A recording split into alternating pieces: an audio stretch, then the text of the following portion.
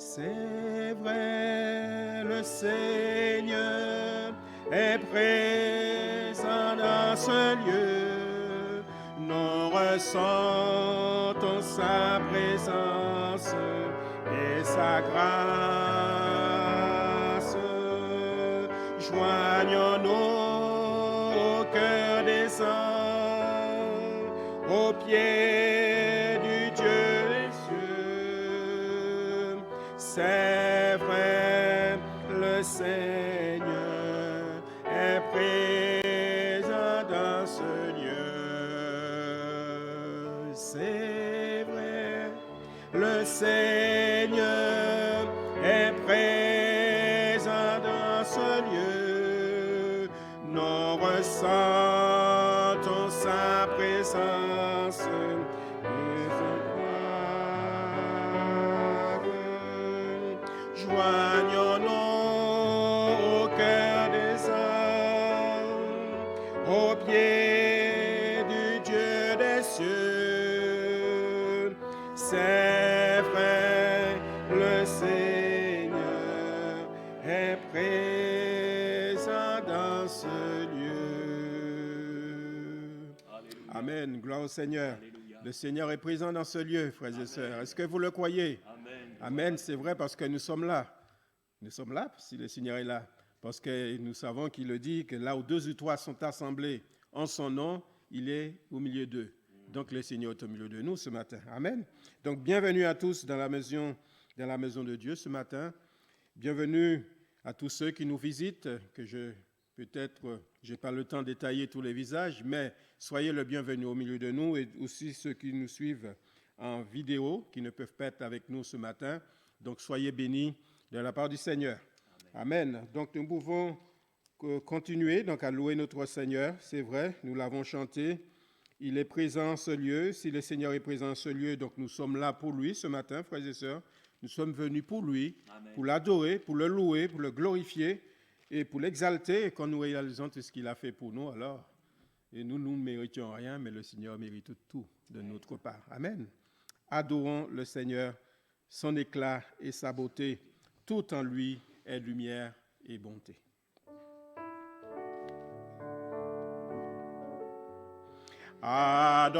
Adorons le Seigneur, son éclat et sa bonté, tout en lui est lumière et bonté.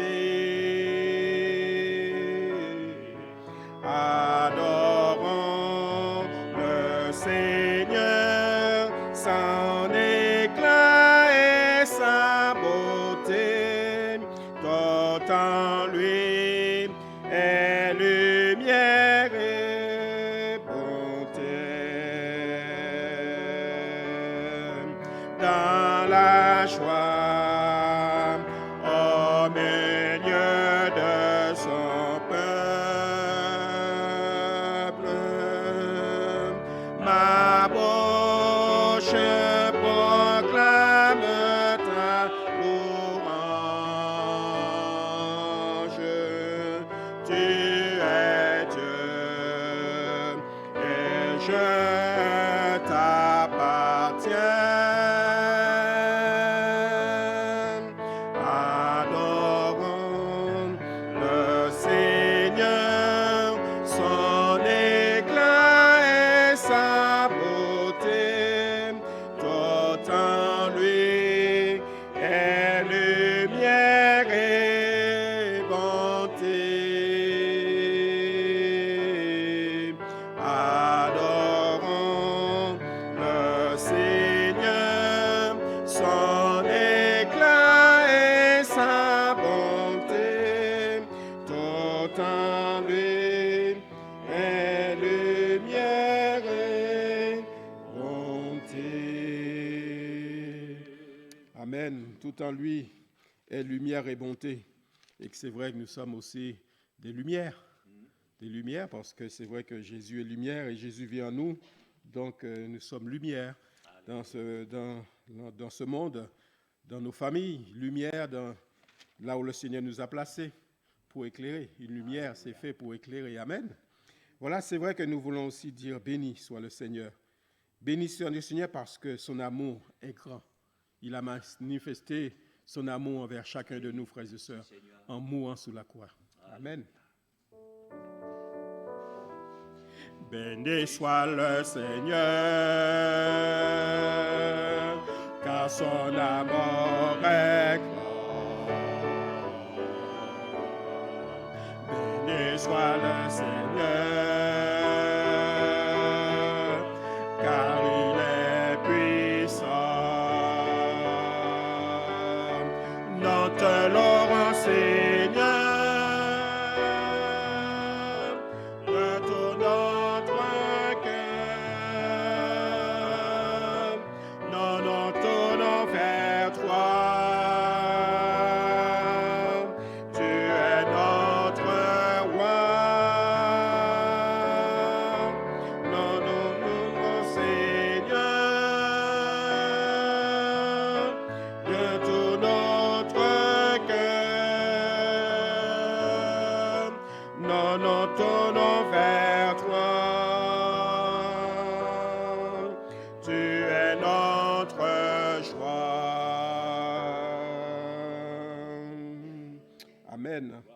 Gloire au Seigneur. Et c'est vrai, ce cantique que nous allons chanter maintenant, c'est vrai que nous le connaissons bien. Il nous dit, tendre Père, j'aime te contempler. Et que c'est vrai, nous voulons contempler notre Seigneur ce matin. Amen. Nous voulons l'adorer, nous voulons l'élever. En quelque sorte, c'est vrai que nous sommes là, mais quand je dis que nous sommes là pour lui, parce que nous voulons, c'est vrai, laisser un moment, un instant, tout ce brouhaha de cette vie et nous concentrer sur la personne de Jésus. Entrer dans cette dimension de l'adoration, de la louange. Amen.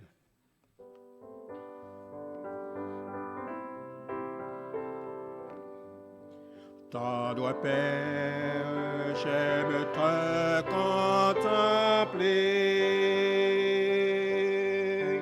Tendre Père, j'aime te contempler. Je t'offre ma vie, je chante ta gloire, tendre Père, j'aime te contempler. Fils de Dieu, j'aime exalter ton nom. Fils de Dieu, j'aime exalter ton nom. Tu m'aimes, tu m'aides, tu combles ma vie. Fils de Dieu, j'aime exalter ton nom. Saint-Esprit, tu éclaires ma vie. Saint-Esprit, tu éclaires ma vie. Tu diriges mes pas, tu restes près de moi. Saint-Esprit, tu éclaires ma vie. Amen. Et c'est la volonté du Seigneur de nous faire du bien ce matin, d'éclairer nos vies, de permettre que nous allions plus loin avec lui dans cette marche. C'est vrai, ce n'est pas fini. Nous sommes toujours en train de progresser. Nous avons toujours besoin d'apprendre. Chaque jour, nous apprenons avec le Seigneur. Et juste tant que nous quitterons cette terre, nous serons toujours en train d'apprendre. Amen. Et les autres choses que nous n'avons pas comprises sur cette terre, comme l'a dit la parole, nous sera révélée là-haut, frères et sœurs. Parce qu'il y a des choses que nous ne comprenons pas. Ne cassons pas notre tête à vouloir à tout prix le comprendre, l'expliquer. Mais nous savons que si le Saint-Esprit se révèle à nous, il veut désire que nous le comprenions, nous allons le comprendre. Mais s'il ne veut pas, ne cherchons pas. Cherchons pas à vouloir tout comprendre, parce que notre Seigneur nous aime. Amen. Je voudrais chanter ce cantique avec vous, je ne sais pas si vous le connaissez bien, qui s'intitule « Roi méconnu ». c'est vrai que nous réalisons ce que le Seigneur a enduré pour chacun de nous. Alors, frères et sœurs, c'est comme il le dit, son front, il était meurtri pour chacun de nous. N'oublions pas cette souffrance. On ne l'a pas donné une couronne, seulement déposée, mais cette couronne, c'est une couronne d'épines. Non seulement qu'on l'a déposée, mais on l'a enfoncée, cette couronne. Donc vous voyez là jusqu'où la souffrance que notre Seigneur a endurée. Tout cela pour nous. Amen.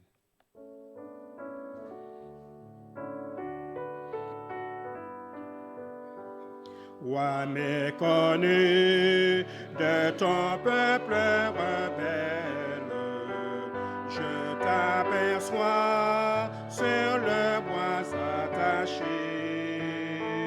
De ton côté, le sang affluissait, notre rançon de mon affreux péché. Fuyez au loin, vanité de la terre, près de Jésus, j'ai fixé mon séjour. Adieu plaisir, adieu joie éphémère, j'ai tout quitté, mouvé dans son immense amour. Ton front meurtri, déchiré par l'épine, s'incline enfin, tu périssais d'enfer. Tu satisfais la justice divine, agneau de Dieu, tu portais mon forfait. Fuyez au loin, vanité de la terre, près de Jésus, j'ai fixé mon séjour. Adieu plaisir, adieu joies éphémères, j'ai tout, oui, tout trouvé dans son immense amour. À tant d'amour, comment fermer mon âme? Je me soumets, souverain mis en croix. Crucifié, pour moi, je t'acclame. Sois à jamais mon esprit et mon choix. Fuyez au loin, vanité de la terre, près de Jésus, j'ai fixé mon séjour. Adieu plaisir, adieu joies éphémères, j'ai tout et tout trouvé dans son immense amour. Amen. On a tout trouvé dans son immense amour, l'amour de Dieu, que nous ne pouvons pas le mesurer, et même parfois nous ne le comprenons pas, de comment le Seigneur, après tout cela, c'est vrai, penche son corps sur nous ce matin, nous a tellement aimés qu'il a donné Jésus. Amen. Voulons aussi chanter, frères et sœurs, ce petit chœur, ce cantique, les 497. Alors, si le Seigneur a fait tout ça pour nous, nous voulons dire ce matin des enfants reconnaissants. Nous voulons être des enfants reconnaissants. Amen. Lui dire merci. Alors, rendons gloire à Dieu notre Père.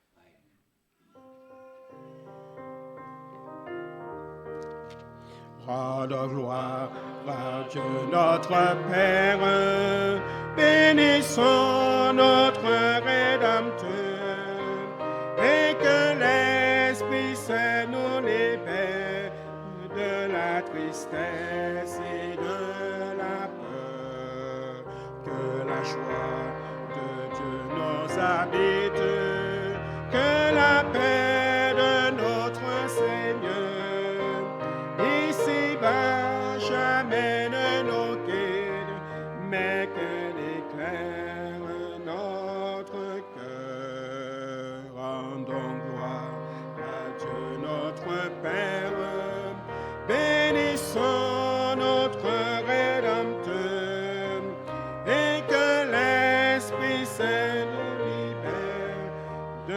la tristesse et de la peur, que la joie de notre habite, que la paix de notre Seigneur, amène-nous guide, mais qu'elle éclaire notre cœur.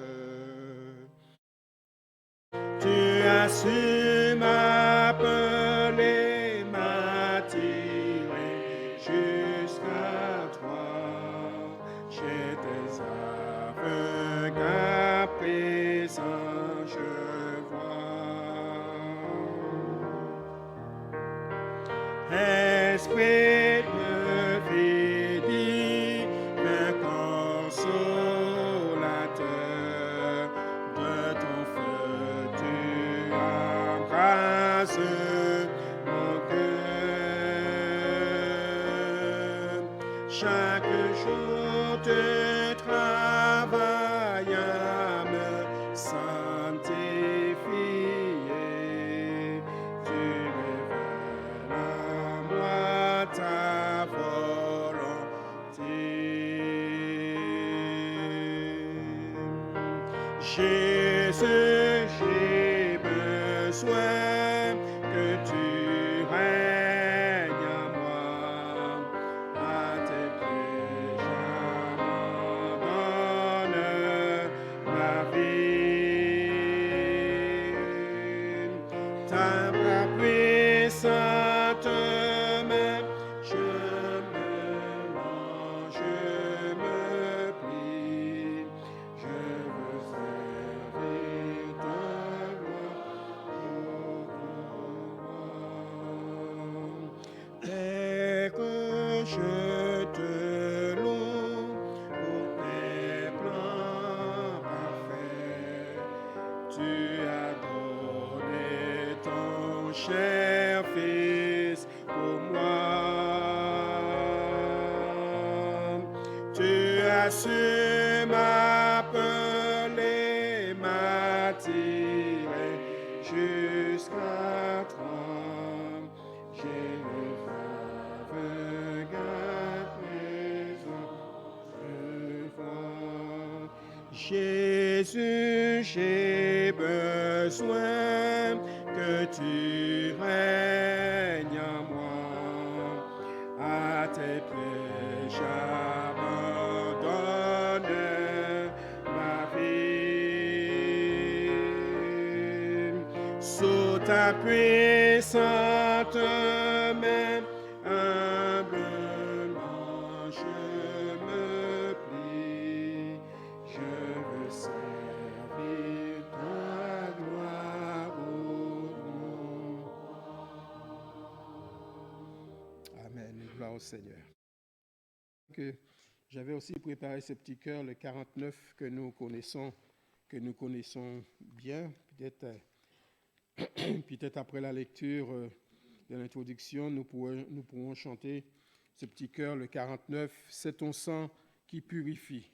Donc, je vous invite, c'est vrai maintenant, à lire avec moi dans Hébreux,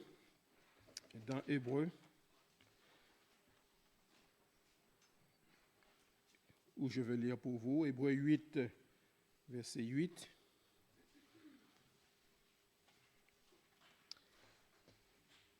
Car c'est avec l'expression d'un blâme que le Seigneur dit à Israël, « Voici les jours viennent, dit le Seigneur, où je ferai avec la maison d'Israël et la maison de Juda une alliance nouvelle, non comme l'alliance que j'ai traitée avec leur père, le jour où je les saisis par la main pour les faire sortir du pays d'Égypte, car ils n'ont pas persévéré dans mon alliance. Et moi aussi, je ne me suis pas soucié d'eux, dit le Seigneur. Mais voici l'alliance que je ferai avec la maison d'Israël. Ce jour-là, dit le Seigneur, je mettrai mes lois dans leur esprit et je les écrirai dans leur cœur. Je serai leur Dieu et ils seront mon peuple. Aucun n'enseignera plus son concitoyen, ni aucun son frère en disant « Connais le Seigneur », car tous me connaîtront, depuis le plus petit jusqu'au plus grand d'entre eux, parce que je pardonnerai leur iniquité et que je ne me souviendrai plus de leurs péchés. en disant une alliance nouvelle. Il a déclaré la première alliance. Or, ce qui est ancien, ce qui a vieilli, est près de disparaître. Amen. Amen. Je voudrais aussi, frères et sœurs, donc, lire avec vous dans Matthieu chapitre 26, verset 26. N'oublions pas cette alliance que le Seigneur a établie avec son peuple, il est établi avec nous. Jésus, pendant qu'il mangeait, prit du pain et après avoir rendu grâce, il le rompit et le donna aux disciples en disant, « Prenez, mangez, ceci est mon corps. » Il prit ensuite une coupe et après avoir rendu grâce, il la leur donna en disant, « Buvez-en tous, car ceci est mon sang, le sang de l'alliance, qui est répandu pour plusieurs pour la rémission des péchés. Je vous le dis, je ne boirai plus désormais de ce fruit de la vigne jusqu'au jour où j'en boirai de nouveau avec vous dans le royaume de mon Père. Amen. » Béni soit Dieu. J'aimerais faire 2 lectures ce matin pour introduire notre méditation. La première dans le livre de Josué, au chapitre 6.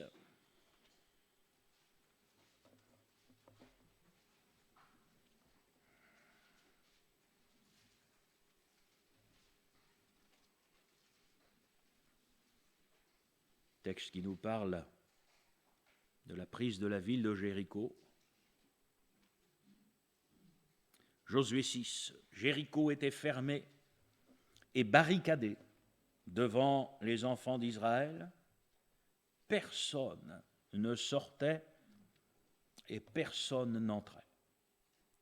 L'Éternel dit à Josué, « Vois, je livre entre tes mains Jéricho et son roi, ses vaillants soldats. Faites le tour de la ville, vous tous les hommes de guerre. Faites une fois le tour de la ville, tu feras ainsi pendant 6 jours. 7 sacrificateurs porteront devant l'arche 7 trompettes retentissantes. Le 7e jour, vous ferez 7 fois le tour de la ville, et les sacrificateurs sonneront des trompettes. Quand ils sonneront de la corne retentissante, quand vous entendrez le son de la trompette, tout le peuple poussera de grands cris. Alors la muraille de la ville s'écroulera, et le peuple montera, chacun devant soi. Amen. Second texte dans le premier livre de Samuel, au chapitre 17, 1 Samuel,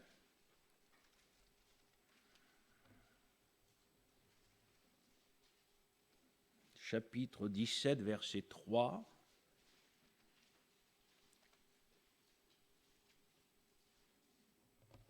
Les Philistins étaient vers la montagne d'un côté, et Israël était vers la montagne de l'autre côté, la vallée les séparait. Un homme sortit alors du camp des Philistins et s'avança entre les 2 armées. Il se nommait Goliath, il était de Gath, et il avait une taille de 6 coudées et un empan. Et un petit peu plus loin, au verset 11, Saül et tout Israël entendirent ces paroles du Philistin, et ils furent effrayés et saisis d'une grande crainte. Amen. Il y a, frères et sœurs, de ces récits de la parole de Dieu qui nous montrent à de si nombreuses reprises que le peuple de Dieu s'est retrouvé face à des défis qu'il n'avait pas la force de relever.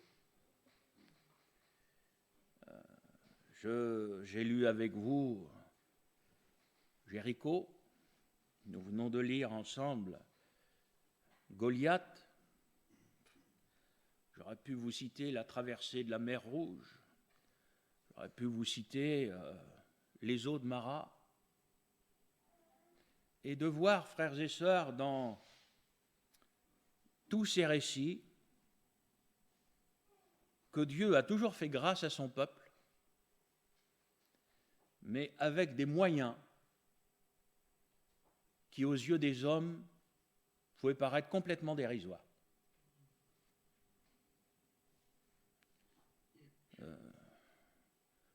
Que penser de guerriers, parce que c'est de cela dont il s'agit, qui vont tourner en sonnant de la trompette autour de la ville de Jéricho? Si vous connaissez un chef de guerre qui va vous donner ce genre de conseils, vous allez le regarder bizarrement. Imaginez aujourd'hui ce qui se passe en Ukraine. Vous dites à Zelensky, tu vas donner des trompettes à l'armée ukrainienne, et puis vous allez tourner autour de Bakhmout là, pendant 7 jours, et puis le Seigneur va vous donner la ville. C'est exactement ça. C'est exactement ça. Vous avez affaire à une armée, et on leur demande de jouer du clairon. Hein. Regardez ce qui se passe avec Goliath. Le réflexe a été de vouloir donner à David l'armure de Saül. Mais David, il nageait dedans, le pauvre gars. Et vous savez bien que ce n'est pas avec l'armure de Saül qu'il va vaincre le géant Goliath, mais c'est avec un caillou pris au milieu d'une rivière. Voilà, la mer Rouge, elle s'est ouverte avec le bâton de Moïse.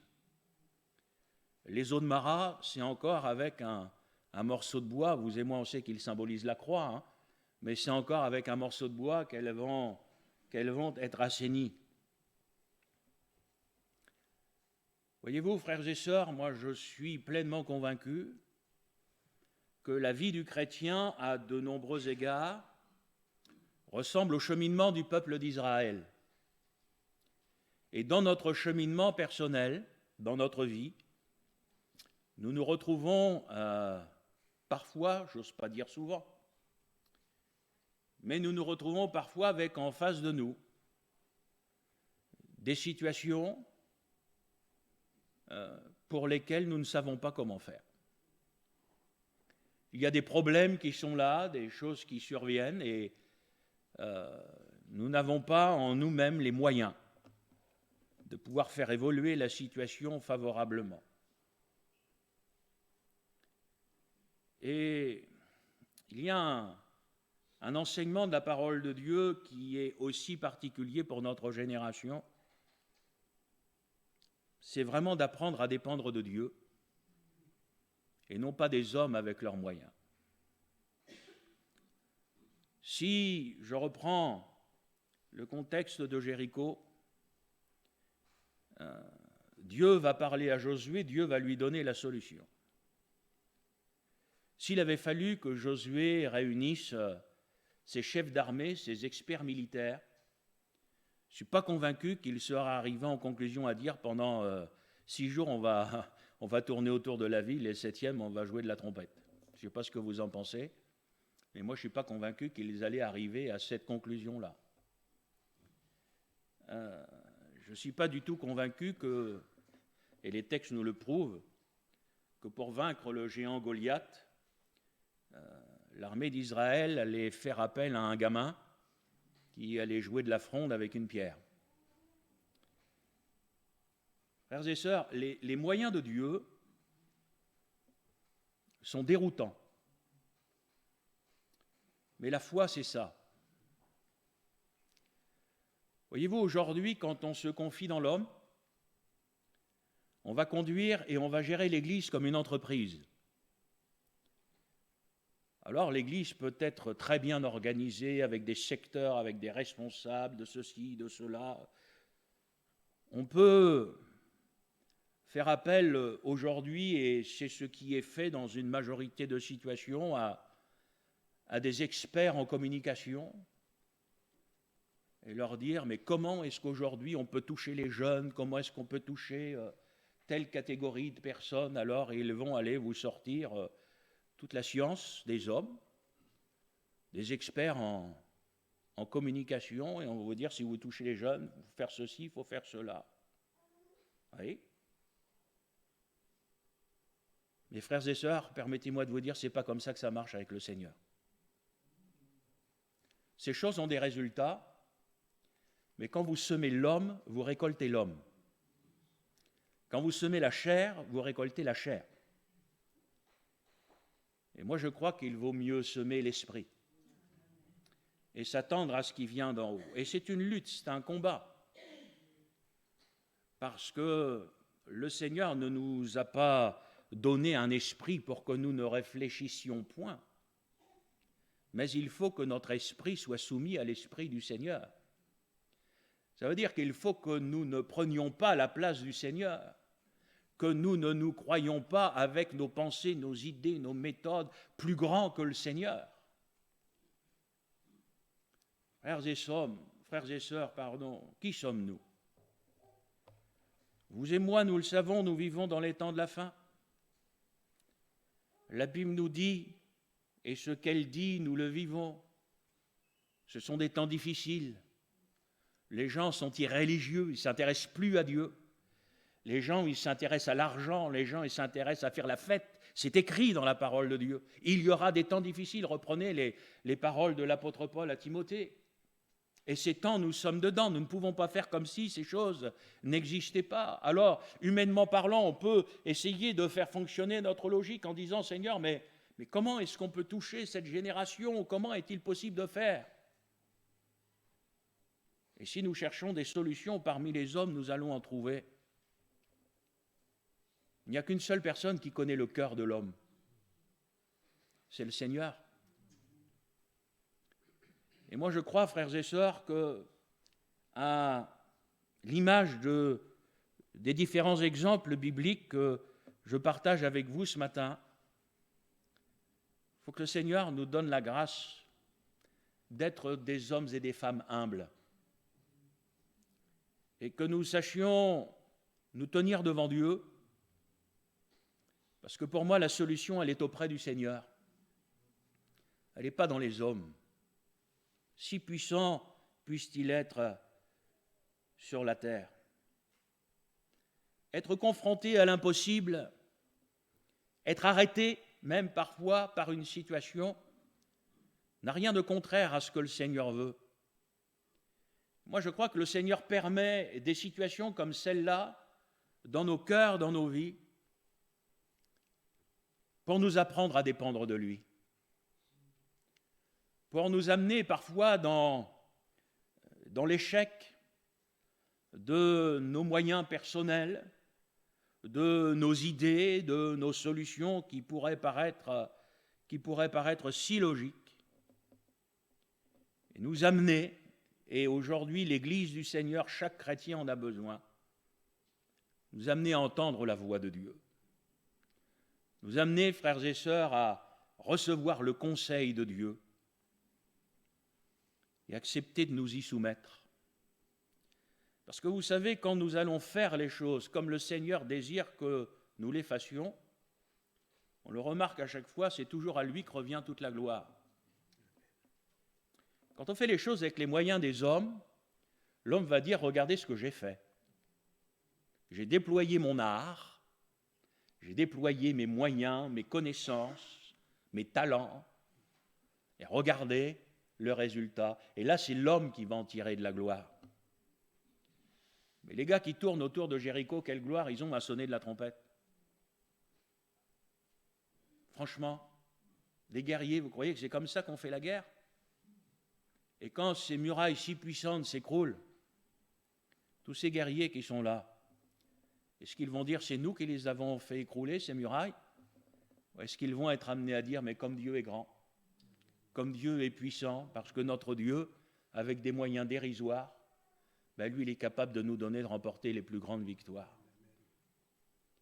Alors, frères et sœurs, oui, il y a, et à l'image de l'histoire du peuple d'Israël, il y aura dans nos cœurs, dans nos vies, dans notre cheminement spirituel, il va y avoir devant nous des forteresses.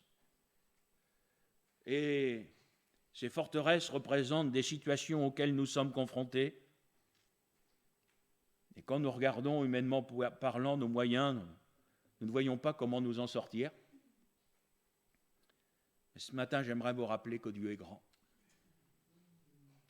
Et face à l'homme, à toute son intelligence, toutes les techniques qu'il peut essayer de développer, de déployer, moi je voudrais ce matin vous parler de la foi. la foi en Dieu, la foi dans un Dieu qui peut tout, la foi dans un Dieu qui peut faire au-delà de ce que nous pouvons même penser, concevoir, la foi dans un Dieu qui met par terre nos raisonnements, notre logique, nos manières de faire, la foi qui nous amène à le laisser faire, la foi qui nous amène à obéir à ce qu'il nous demande de faire. C'est ça, la foi. Ce n'est pas seulement croire que Dieu existe. Vous allez faire un micro-trottoir, vous allez voir dans la rue, vous avez beaucoup de gens qui vont vous dire qu'ils croient que Dieu existe. Mais ça ne change pas leur vie pour autant. Mon frère, ma sœur, je crois que il est normal dans nos vies de connaître de ces temps. Nous ne savons pas comment faire. Nous ne savons pas quoi faire. J'aimerais vous dire que si vous ne savez pas comment faire, vous ne savez pas quoi faire, il y en a un qui sait. C'est le Seigneur. Ah, mon frère, ma sœur, si tu savais davantage dépendre de lui, si tu savais parfois te taire et le laisser parler, si tu pouvais parfois arrêter de mettre en avant toutes tes idées, tes conclusions, tes conceptions, et si tu savais te tenir devant le Seigneur dans la prière et entendre sa voix pour que lui te dise quoi faire, pour que lui te dise comment faire. Si les Hébreux sont face à Jéricho, c'est parce que le Seigneur les y a envoyés. S'ils se retrouvent là, c'est à cause d'une promesse que le Seigneur avait donnée. Je te donne ce pays où coule le lait et le miel. Chaque fois que ton pied va se poser sur un terrain, ce terrain, il est à toi. C'est ça que Dieu avait promis, Et frères et sœurs, nous partons. Et nous partons en nous basant sur les promesses de Dieu, sur ce que Dieu a dit, sur la foi dans sa parole. Et alors les difficultés arrivent. Jéricho arrive, Goliath arrive, la mer Rouge arrive, les eaux de Mara arrivent. Tant de situations différentes arrivent, mais qui nous bloquent. Et la réaction humaine, dès qu'une situation douloureuse arrive, c'est de penser que ce n'est pas normal. Seigneur, mais pourquoi ça m'arrive ? Parce que c'est bien connu, dans la vie du chrétien, il n'y a aucune difficulté, il n'y a aucun problème. Un chrétien n'est jamais malade. Un chrétien a toujours le compte en banque bien garni. Il a toujours le moral. Tout va toujours bien. Sa voiture tombe jamais en panne. Non, c'est pas comme ça que ça marche. Vous en avez qui fonctionnent comme cela. Le Seigneur ne nous a jamais promis que le chrétien il vivrait sur la lune. Vous en avez, ils n'ont pas les pieds sur terre. Ils s'imaginent, quand ils vont au Seigneur, que c'est comme ça, tout doit toujours bien aller. Mais ce qui fait que dès qu'il y a une première difficulté qui arrive sur le terrain, et ce n'est pas forcément Jéricho, ça y est, l'araignée a les pattes en l'air, tout va plus, le Seigneur m'abandonne. Mais frères et sœurs, il faut arrêter 5 minutes, je veux dire. Le Seigneur, il nous a clairement dit que la vie avec lui serait difficile. Il a parlé d'un chemin étroit rocailleux, il a dit que nous aurions des tribulations, il a dit qu'à cause de son nom, les chrétiens seraient persécutés, etc. Mais regardez ce qui est écrit dans la parole de Dieu. Mais il a aussi dit, je suis avec vous. Donc il n'a jamais dit que la vie serait facile. Il a dit, au milieu des difficultés, je serai avec vous. Si vous reprenez même les paroles du prophète, il dira, tu rencontreras le feu. Il n'a pas dit le feu, je l'éteindrai. Il a dit, tu le traverseras, il ne te brûlera pas. L'opposé, l'eau. Ben, tu la traverseras, tu ne seras pas noyé, moi je te préserverai. Mais le Seigneur n'a jamais dit qu'il éviterait dans la vie du chrétien les problèmes, les difficultés, les situations. Au contraire, toutes ces situations difficiles sont autant de moyens entre les mains du Seigneur pour forger notre vie spirituelle, pour conforter notre foi, pour nous amener à apprendre à dépendre de lui. Toutes ces situations sont là pour nous faire grandir, frères et sœurs. Le Seigneur ne veut pas nous mettre une sucette dans le bec comme un gamin. Le Seigneur veut faire de nous des hommes et des femmes, spirituellement mûrs, matures. Et pour cela, eh bien, nous avons besoin d'être à l'école de Dieu. Et l'école de Dieu, ça passe par ces situations. L'école de Dieu, ça passe par ces difficultés. Et ce n'est pas facile à dire, frères et sœurs. Mais en fin de compte, quand on prend de l'âge, parce qu'il faut reconnaître au bout d'un moment qu'on en prend quand même un peu, on voudrait toujours être jeune, mais ça dure qu'un moment, alors on se retourne. Et moi je dis ce matin avec beaucoup d'humilité devant vous, mais je ne serais pas celui que je serais devenu s'il n'y avait pas eu dans ma vie toutes ces difficultés. Il a fallu que j'apprenne, ça ne vient pas tout seul. Et avec tout ce cheminement spirituel, eh bien le Seigneur nous façonne, le Seigneur nous forme, le Seigneur nous apprend à dépendre de lui.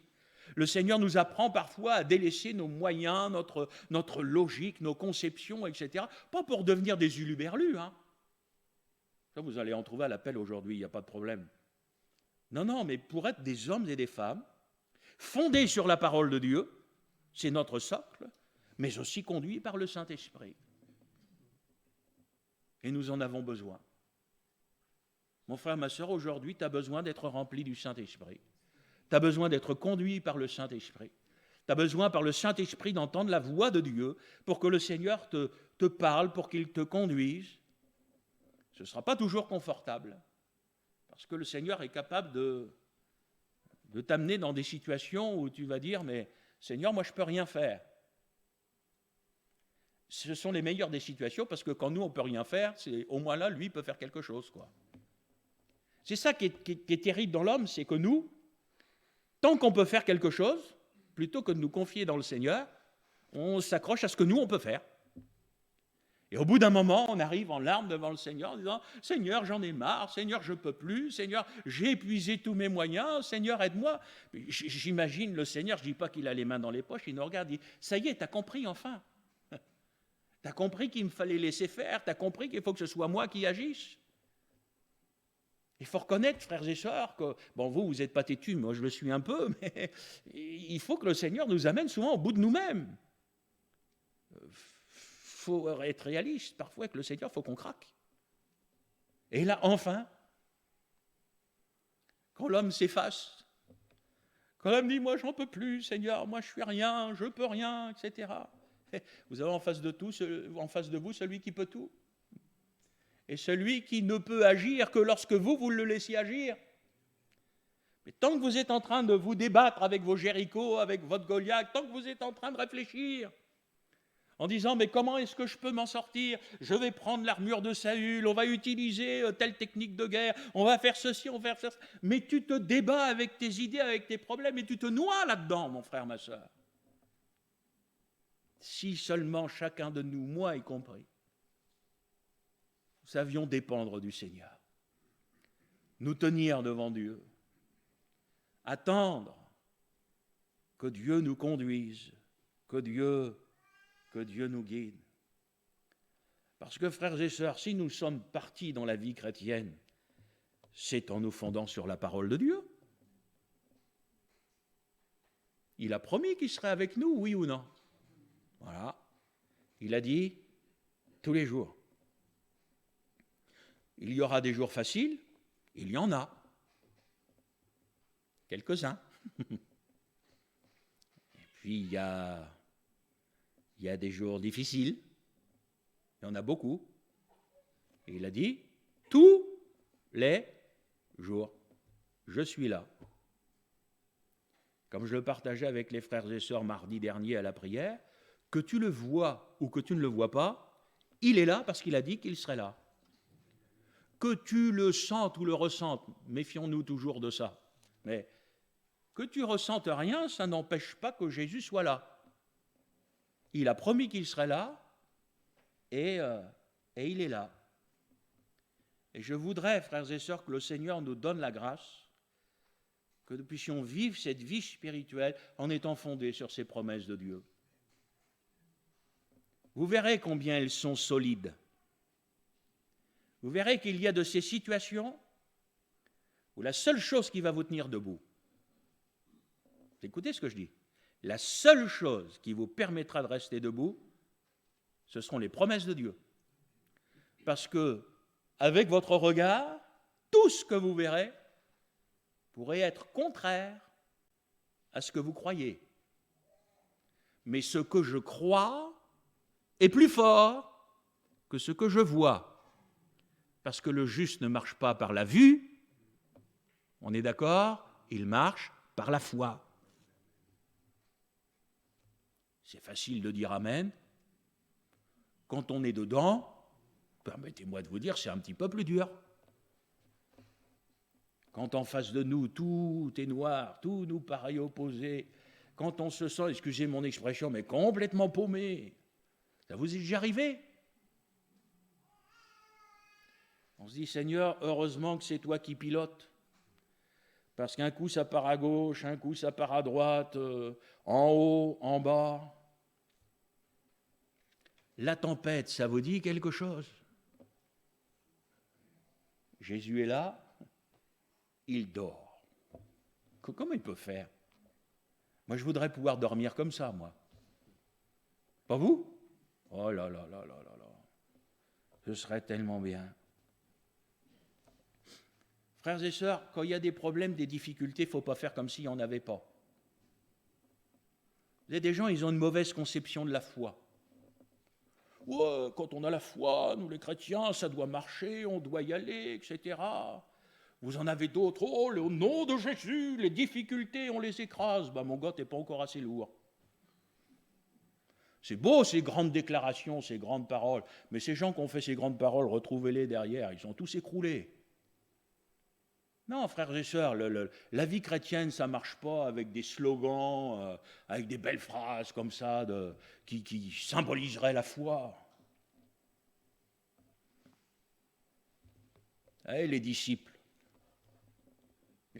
hein, ceux que le Seigneur Jésus a choisis pour fonder l'Église, vous savez ce qu'ils ont demandé un jour au Seigneur? Hein? Il était plus humble que nous, hein. Seigneur, augmente-nous la foi. Augmente la foi. Frère, ma sœur, quand il y a des difficultés, il y a des difficultés. Un chrétien, ça a le droit d'aller mal. Et quand il va mal, ce n'est pas parce que c'est un mauvais chrétien. Dites-moi un petit amen. Pas parce que je vous le demande, parce que vous le croyez. Quand il vous arrive quelque chose dans la vie, ce n'est pas une punition de Dieu. Ouais, je sais ce que je dis. Le chrétien, je ne cesserai de vous le rappeler, c'est quelqu'un qui vit une vie normale. C'est quelqu'un qui connaît des peines, c'est quelqu'un qui connaît des difficultés. C'est quelqu'un qui connaît la maladie, autrement Jésus n'aurait pas besoin de nous guérir. Pourquoi croyez-vous qu'il y a autant de promesses de guérison dans la parole de Dieu? Si on n'était pas malade, on n'aurait pas besoin d'être guéri, hein. C'est aussi simple que cela. Donc toutes ces choses, le Seigneur Jésus n'a jamais dit que ça ne nous arriverait pas. Mais mon cher frère, ma chère sœur, il est là. Il est là. Alors oui, il y a des moments où je ne suis pas bien. Oui, il y a des moments où je ne comprends pas. Oui, il y a des moments, pas longtemps je vous le disais, même certains vont dire, mais Gilles, frère, c'est comme si j'ai même plus la force de prier. Oui, il y a des moments où on est à ras les pâquerettes, ouais. Mais ce n'est pas parce que moi je suis en bas que le Seigneur n'est plus là. S'il n'était pas là, tu serais plus qu'en bas. Ça, nous, on ne le voit pas. S'il n'était pas là, tu n'existerais plus. Dites, frères et sœurs, quand on regarde nos vies, si le Seigneur n'avait pas été là, vous ne croyez pas qu'au milieu de nous, il y en a plusieurs qui seraient morts?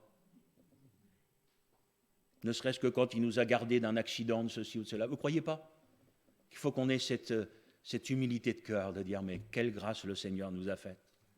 Et parfois, on nous dit, ah, Seigneur, je ne vais pas bien. Et on ne voit pas, le Seigneur dit, mais si je n'étais pas là, tu irais encore moins bien que pas bien. Les difficultés sont là, ferme pas les yeux, mon frère, ma soeur, elles sont là. Jéricho, on peut toujours fermer les yeux, vous savez, c'est là.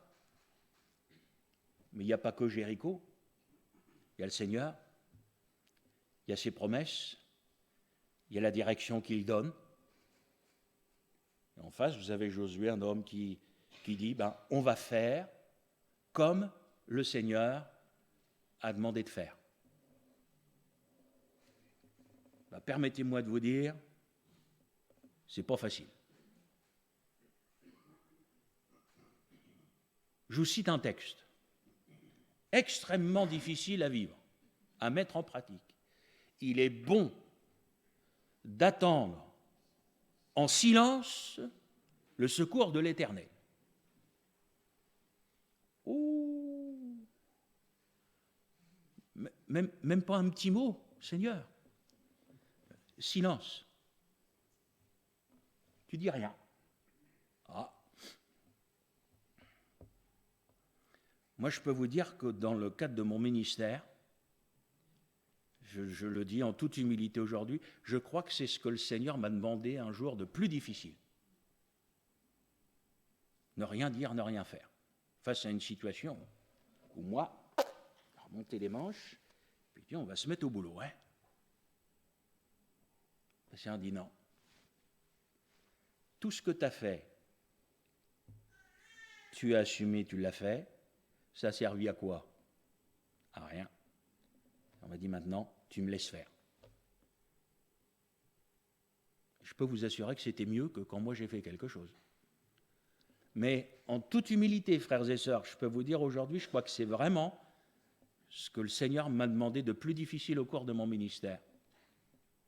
D'accepter de ne rien dire et d'accepter de ne rien faire. Si ce n'est de lui faire confiance. Il est bon d'attendre en silence. Oh là là. C'est dur le silence, hein. Mais c'est bon. Parce que pendant ce temps-là, on laisse Dieu agir. On laisse le Seigneur faire. On lui fait confiance. Le Seigneur a dit de tourner autour de la ville. Il tourne. Le roi a en face de lui un gamin qui lui donne une parole de foi et qui dit « Dis-moi cet ennemi, je vais le vaincre au nom de l'Éternel. » Vous ne le saviez pas, mais j'ai tordu le cou au lion, hein. Et il n'y a pas un ours qui attrape une de mes brebis, j'allais les arracher de sa gueule. Hein? Celui-là, dans l'église, on n'aurait pas dit ça de lui. Il ne faisait pas de bruit. Ce n'était pas quelqu'un qui se mettait en avant, qui disait « Moi, je suis le vainqueur du lion ». Personne ne le savait. Il disait « Moi, j'ai battu l'ours ». Personne ne le savait. Mais le jour où le combat véritable est arrivé, et vous savez qu'il y a un gros symbole spirituel avec Goliath, hein, ce gamin rempli de l'esprit, rempli de foi, de la force de Dieu, l'ennemi du peuple, hop, il dégage. Avec des moyens dérisoires.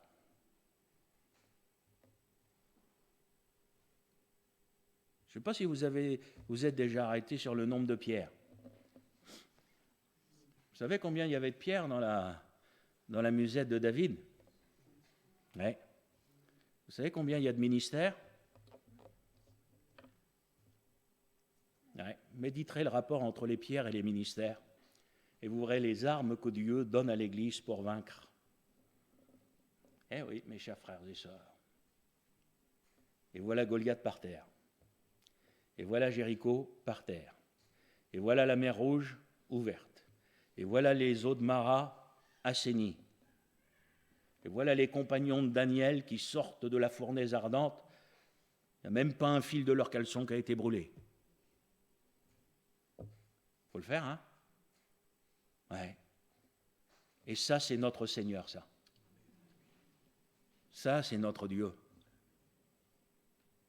Moi, je souhaite, frères et sœurs, que chacun de nous, nous connaissions dans notre vie spirituelle de ces situations où ensuite nous allons pouvoir raconter des choses à nos enfants, à nos petits-enfants quand le Seigneur nous en donnera. Et que ceux qui vont nous suivre pourront dire « Nos pères nous ont raconté ce que le Seigneur a fait » et que ça leur donne à leur tour le désir de vivre les mêmes choses. Ouais. Ah, c'est sûr que c'est pas très logique. Alors, ce n'est pas un justificatif pour faire du bruit. Vous savez, le bruit dans la Bible, c'est un symbole de l'inutilité. Ce qui fait du bruit pour Dieu, c'est ce qui est inutile. La cymbale, hein, les reins qui résonnent, la cymbale qui retentit, c'est le symbole de ce qui ne sert à rien. Alors c'est pour ça qu'il n'y en a pas chez nous, parce que ça ne sert à rien. Josué,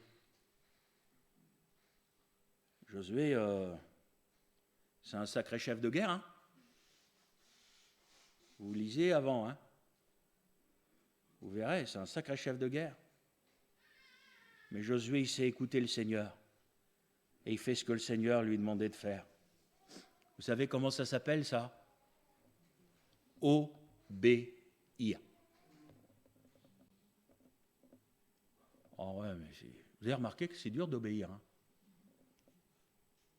Vous avez eu des enfants, vous en avez ? C'est facile de leur apprendre à obéir ? Oh là là, frère. Alors j'aimerais vous dire, ils ont besoin d'apprendre. Eh oui, l'obéissance, ça s'apprend. Et puis, mes chers frères et sœurs, si les enfants ont besoin d'apprendre à obéir, je crois que nous aussi, on a besoin d'apprendre à obéir. Vous avez remarqué, c'est plus tellement un message à la mode, ça, l'obéissance. Hein. Vous prêchez la victoire, les machins, alléluia, la France pour Jésus, vous allez voir, tout le monde va se convertir en appuyant sur le bout de son nez, formidable. Commencez par aller témoigner dans la rue, on va voir si c'est si formidable que ça. Et puis derrière, l'obéissance, la sainteté, enfin, toutes ces choses qui conviennent à la maison du Seigneur. Je vais terminer, mon frère, ma soeur, en disant, mais si tu es dans une situation dont tu ne sors pas, n'est-ce pas parce que tu essayes de t'en sortir par tes moyens, plutôt que de compter sur le Seigneur ? Ah oui, mes frères, je prie, j'en doute pas. T'as intérêt. Hein ? Mais vous savez, des fois, en priant, on met le Dieu à notre manière de faire. Hein ? Parce qu'on voudrait que ça se passe comme ça, que le Seigneur fasse ceci, que le Seigneur fasse cela.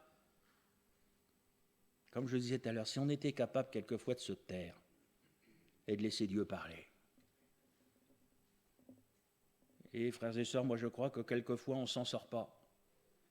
Parce qu'on essaye de s'en sortir par soi-même. Est-ce que tu crois ce matin que tu pourrais écouter Dieu ? Est-ce que tu crois que si Dieu avait quelque chose à te dire, il aurait raison ? Oui, mais... Non, il n'y a pas de oui, mais avec Dieu. C'est ce que le Seigneur nous dit. Puis quand tu regardes la parole de Dieu, quelle belle victoire. Moi, je crois que le Seigneur, c'est un Seigneur qui donne la victoire. Mais pas forcément la victoire comme nous l'envisageons. Si je reprends l'exemple que je vous ai donné tout à l'heure, le feu. Dans ma conception de la victoire, c'est « Seigneur, tu éteins le feu ». D'accord ? La conception de la victoire, selon Dieu, c'est le feu, je ne vais pas l'éteindre, tu vas le traverser. Alors, moi, quand je vais prier selon ma conception. Seigneur, éteins le feu. Et ce n'est pas ça que le Seigneur veut faire. Le Seigneur, lui, il veut te donner la force pour que tu le traverses. Et c'est là, mon frère, ma soeur, où il y a la lutte en nous, où il y a le combat. Parce que pour nous, on est spirituel si on prie le Seigneur d'éteindre le feu. Mais être spirituel, ce n'est pas forcément prier. Être spirituel, c'est savoir se soumettre à ce que Dieu veut. Et si le Seigneur a décidé que le feu, il n'allait pas l'éteindre, mais tu allais le traverser, bah, tu vas le traverser. Et après, tu diras, on l'a traversé, mais pas un cheveu de notre tête n'a été brûlé. J'ai envie de vous dire, c'est plus facile de traverser le feu quand il est éteint que quand il brûle. Mais traverser un feu qui brûle et pouvoir dire après, il n'y a pas un cheveu de notre tête qui a été brûlé, est-ce que tu crois encore que Dieu est grand ? Est-ce que tu crois encore que ce Seigneur ne change pas et qu'aujourd'hui, il n'y a pas un nouvel évangile, il n'y a pas une nouvelle façon de vivre la vie chrétienne, il n'y a pas une autre parole ? C'est ça la vie du chrétien aujourd'hui. Moi je dis, Seigneur, fais-nous grâce dans le domaine de la foi. Apprends-nous, Seigneur, à dépendre de toi. Apprends-nous à te faire confiance. Apprends-nous, Seigneur, à savoir rester dépendant de tes promesses. Seigneur, garde-moi de moi-même, garde-moi de mes idées, de mes conceptions. Garde-moi, Seigneur, de vouloir te diriger, te dire qu'est-ce qu'il faut que tu fasses, quand il faut que tu le fasses. Apprends-moi, Seigneur, à mourir à moi-même, mais pour vivre pour toi. Et là, frères et sœurs, on va réaliser, quoi. Oh là là, malgré parfois des années de conversion, de présence dans l'Église, etc., si on est honnête devant Dieu, on va dire, mais Seigneur, qu'est-ce qu'il y a encore comme travail à faire dans mon cœur ? Qu'est-ce qu'il y a encore comme... Alléluia ! Le Seigneur ne nous rejette pas. Vous savez, quand on est vrai devant lui, vous venez à lui, et vous lui dites, mais Seigneur, je suis comme ça. Le Seigneur dit, viens, moi je vais te changer. Et si vous dites au Seigneur, Seigneur, ça fait 30 ans que je suis comme ça, le Seigneur dit, viens, je vais te changer, même au bout de 30 ans. Est-ce que vous le croyez ? Alors que le Seigneur vous aide, que le Seigneur vous bénisse. Alors, j'ose pas dire Alléluia pour Jéricho. J'ose pas dire Alléluia pour Goliath. Parce c'est un gars, je n'ai pas tellement envie de le rencontrer, moi.